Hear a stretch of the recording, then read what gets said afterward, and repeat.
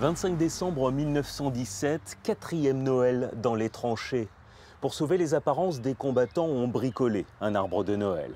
L'espoir d'une victoire et de la paix sont dans toutes les têtes, sans aucune certitude d'y parvenir.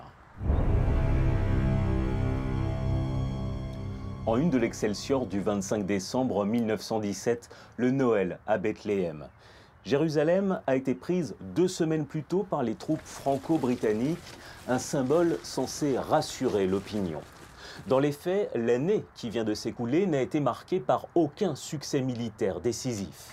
Les grandes offensives sont un échec et les mutineries ont démontré à quel point la lassitude a gagné les esprits. Pour Pétain, l'année 1918 sera décisive, le temps de redresser l'armée française et de rendre opérationnelles les unités américaines.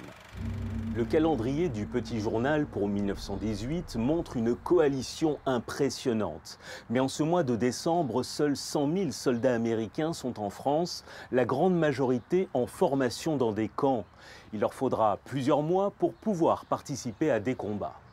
De leur côté, les Allemands bénéficient d'un contexte stratégique favorable.